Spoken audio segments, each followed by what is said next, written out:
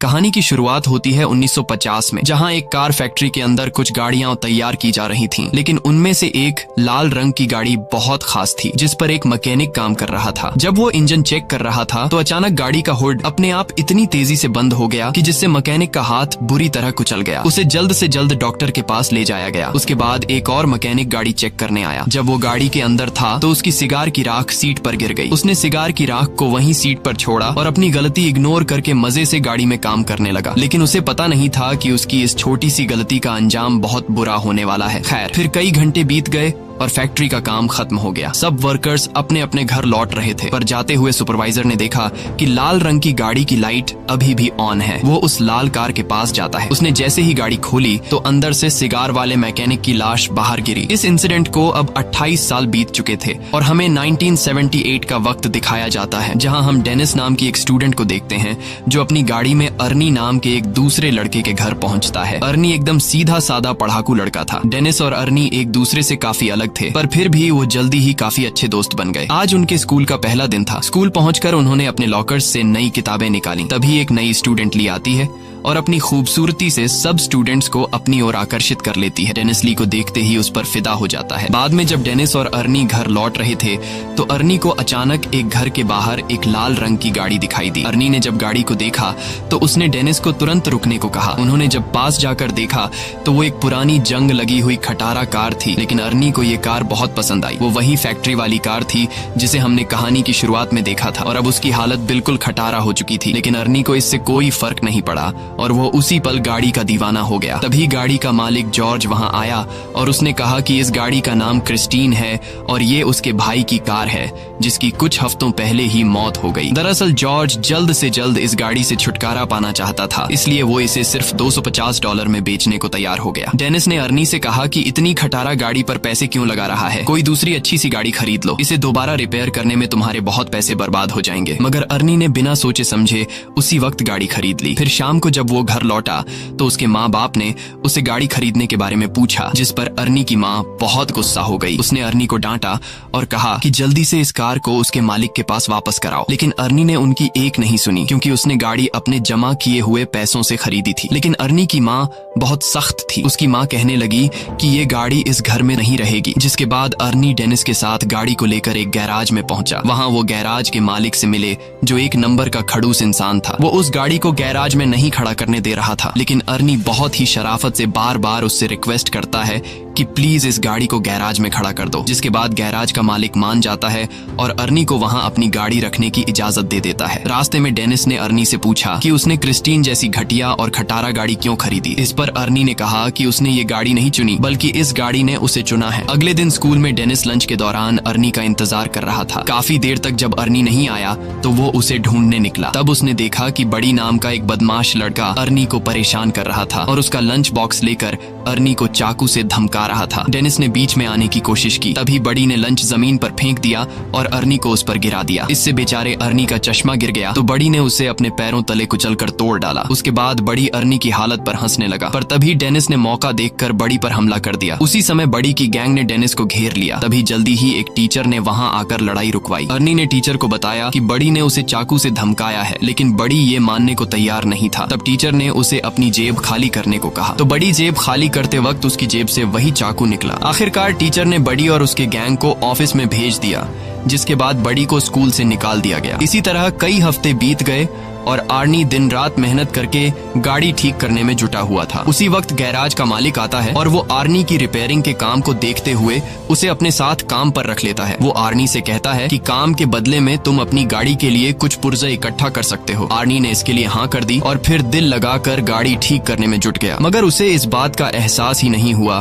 कि गाड़ी को ठीक करते करते उसे क्रिस्टीन से हद से ज्यादा लगाव हो गया है। अगले दिन स्कूल में कुछ दोस्त नई लड़की ली के बारे में बात करते हैं और डेनिस को चैलेंज करते हैं कि वो लाइब्रेरी में जाकर ली से बात करके दिखाए। वो अपने दोस्तों के चैलेंज को एक्सेप्ट करते हुए ली के पास पहुंच जाता है, लेकिन बातचीत करने से पहले ही ली डेनिस से कहती है कि उसके पास पहले से ही एक बॉयफ्रेंड है। डेनिस को ये बात बहुत बुरी लगती है और दोस्तों के सामने शर्मिंदा होकर टेबल छोड़ देता है। फिर शाम को डेनिस आर्नी से मिलने गया, क्योंकि वो काफी दिन से मिले नहीं थे, लेकिन उसने देखा कि आर्नी पहले से बहुत ज्यादा बदल चुका था। वो बिना चश्मे के स्टाइलिश कपड़े पहनकर एकदम हीरो टाइप लग रहा था। वो ज्यादा देर डेनिस से बात करने के लिए भी नहीं रुका रुका और गैराज में काम करने चला गया। उसकी माँ ने उसे रोकने की कोशिश की, लेकिन आर्नी उन्हें इग्नोर करके चला गया। आर्नी की माँ ने डेनिस से कहा कि वो आर्नी और उसकी नई गाड़ी की वजह से बहुत परेशान है, क्योंकि उन्हें पता चला था कि गाड़ी के पिछले मालिक की गाड़ी के अंदर ही दम घुटने से मौत हो गई थी। ये सुनकर डेनिस जॉर्ज से मिलने पहुंचा तो जॉर्ज ने उसे अपने भाई की कहानी सुनाई। उसने बताया कि जब उसके भाई ने क्रिस्टीन को खरीदा था तो वो पूरी तरह उसका दीवाना हो गया था। उसी गाड़ी में उसकी पत्नी और बेटी ने भी अपनी जान गंवाई थी और फिर उसके भाई की मौत के बाद ये गाड़ी न जाने कैसे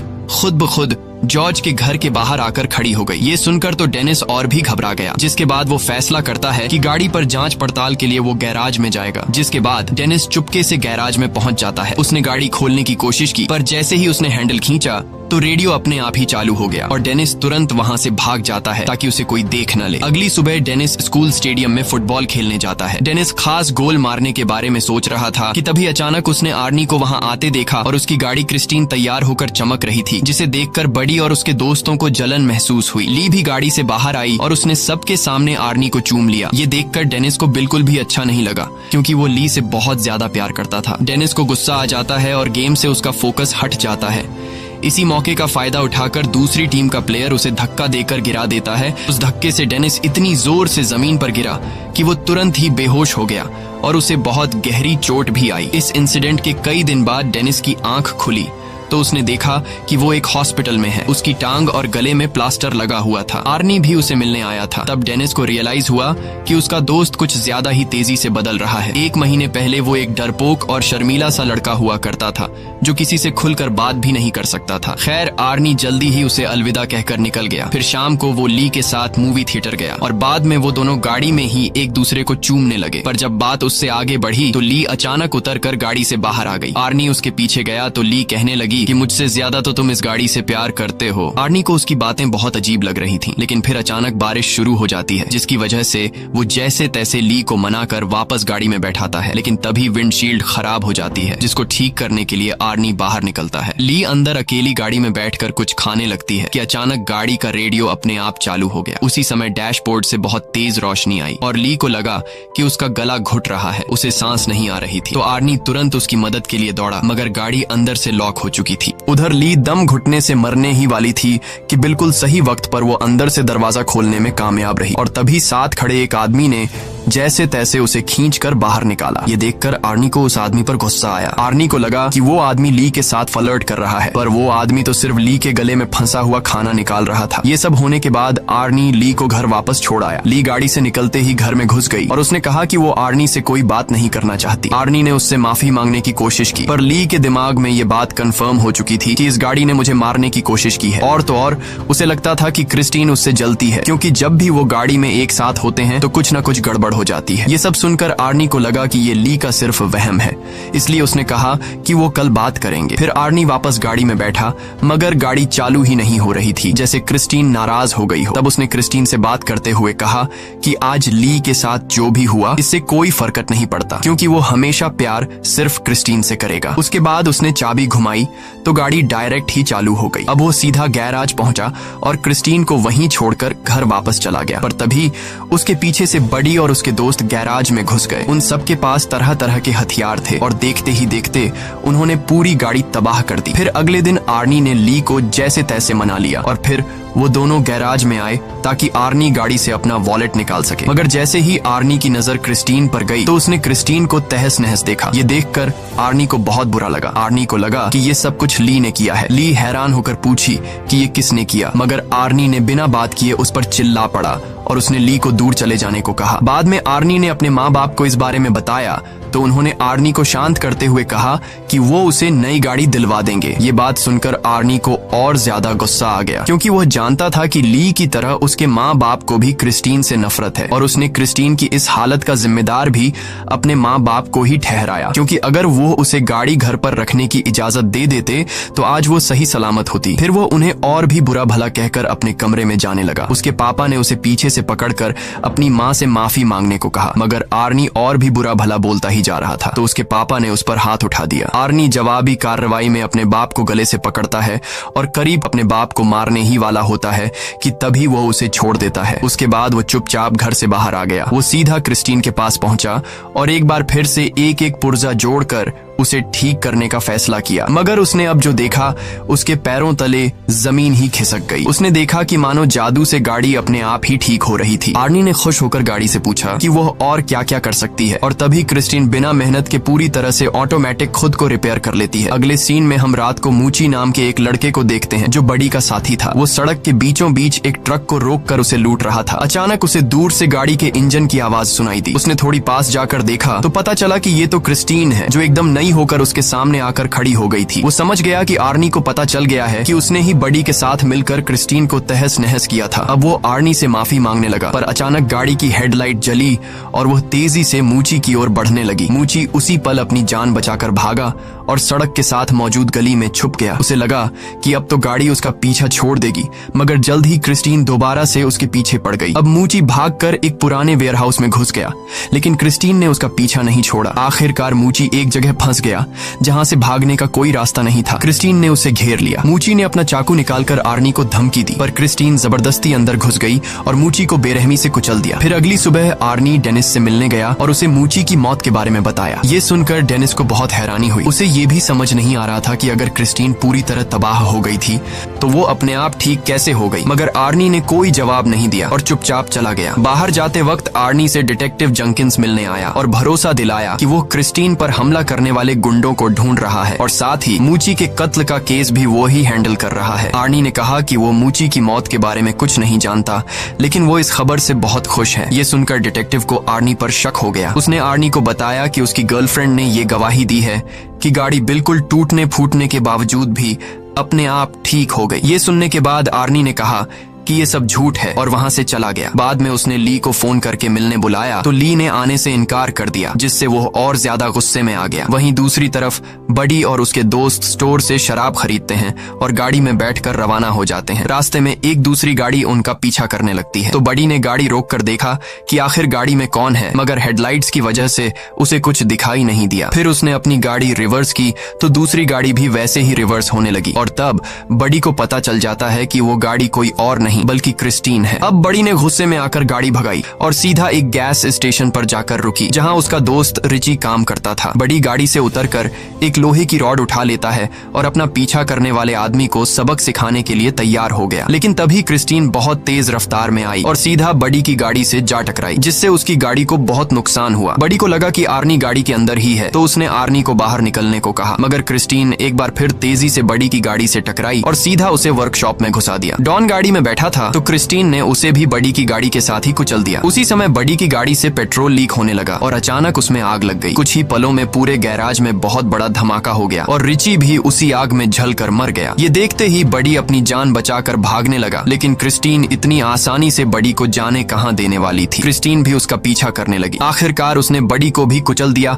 और वो वहीं जलकर राख हो गया। कुछ घंटे बाद गैराज के मालिक को किसी गाड़ी के आने की आवाज सुनाई दी। उसने देखा कि क्रिस्टीन धुएं से लिपटी हुई थी। उसे काफी हैरानी हुई क्योंकि आर्नी तो कोई दूसरी गाड़ी ठीक करने गया हुआ था। अब वो अपनी बंदूक लेकर देखने गया कि क्रिस्टीन के अंदर आखिर बैठा कौन है। उसने दरवाजा खोलने की कोशिश की पर वो बहुत ज्यादा गर्म थी और इसीलिए उसने कपड़े की मदद से दरवाजा खोला। जब उसने अंदर देखा तो पता चला कि गाड़ी के अंदर तो कोई भी नहीं है। वो परेशान हो गया कि आखिर इस गाड़ी को चला कौन रहा था। उसे कुछ भी समझ नहीं आया और वो खुद गाड़ी में बैठ गया। लेकिन ये उसकी जिंदगी की सबसे बड़ी गलती थी और अब उसे इस गलती का नुकसान भुगतना होगा, क्योंकि क्रिस्टीन आज कोई गवाह जिंदा नहीं छोड़ने वाली थी। अचानक गाड़ी का दरवाजा खुद ब खुद अंदर से बंद हो गया और फिर क्रिस्टीन सीट को डैशबोर्ड की तरफ धकेलकर उस गैराज के मालिक को मार देती है। फिर अगली सुबह जब आर्नी गैराज पहुंचा तो उसने देखा कि वहां कई सारी पुलिस कार्स मौजूद थीं। वो वहां डिटेक्टिव जंकिन से मिला तो पता चला कि क्रिस्टीन में गैराज के मालिक की लाश मिली है। इस पर आर्नी कहने लगा कि वो नहीं जानता ये सब कैसे हुआ, मगर उसका दिल जानता था कि इसके पीछे क्रिस्टीन का ही हाथ है, क्योंकि वो एक बार फिर से चमचमाती हुई अपनी जगह पर खड़ी थी। दूसरी तरफ डेनिस हॉस्पिटल से घर लौटा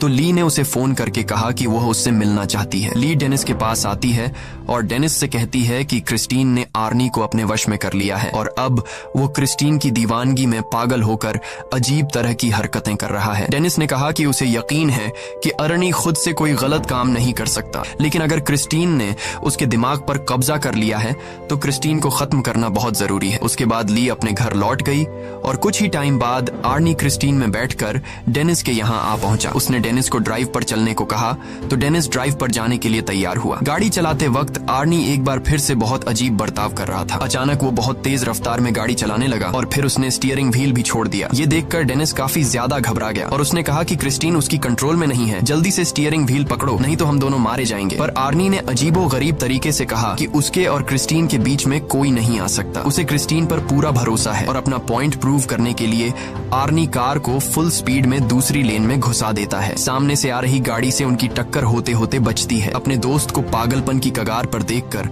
अब वो खुद कुछ करने का फैसला करता है। अगले दिन डेनिस ने क्रिस्टीन के बोनट पर एक नोट लिखा जिसमें वो आर्नी से कहता है कि वो शाम को गैराज में मिले। शाम को डेनिस और ली वर्कशॉप में उसका इंतजार कर रहे थे, लेकिन आर्नी नहीं आया तो वो दोनों पास खड़े बुलडोजर में बैठकर उसे वर्कशॉप के अंदर ले आए। उन्होंने प्लान बनाया कि ली ऑफिस में रहेगी और आर्नी के वहां आते ही गेट को बंद कर लेगी और उसी मौके का फायदा उठाकर डेनिस बुलडोजर से क्रिस्टीन को तबाह कर देगा। जल्द ही प्लान के मुताबिक ली ऑफिस में जाने लगी, लेकिन वो ये नहीं जानते थे कि क्रिस्टीन पहले से वर्कशॉप में ही पर्दे के पीछे छिपी हुई है। फिर गाड़ी ने अपनी हेडलाइट्स उनकी ओर की और ली को कुचलने के लिए आगे बढ़ी। ली ने जैसे तैसे हवा में लटके हुए एक टायर को पकड़कर अपनी जान बचाई, लेकिन क्रिस्टीन ने भी हार नहीं मानी और दोबारा उस पर अटैक करने के लिए आगे बढ़ी। तभी डेनिस बुलडोजर का पंजा उसके सामने ले आया ताकि ली को क्रिस्टीन टक्कर न मार सके। उसके बाद क्रिस्टीन पीछे हटकर वर्कशॉप के दूसरे किनारे पर चली जाती है, जबकि डेनिस बुलडोजर को उसके फ्रंट साइड पर ले जाता है। अब दोनों गाड़ियां एक दूसरे के आमने सामने आ गईं और पता चला कि क्रिस्टीन अब अकेली नहीं चल रही, बल्कि आर्नी उसकी मदद कर रहा है। अब वो पूरी तरह से गाड़ी के कंट्रोल में था। अचानक गाड़ी ने अपनी हेडलाइट्स उनकी ओर की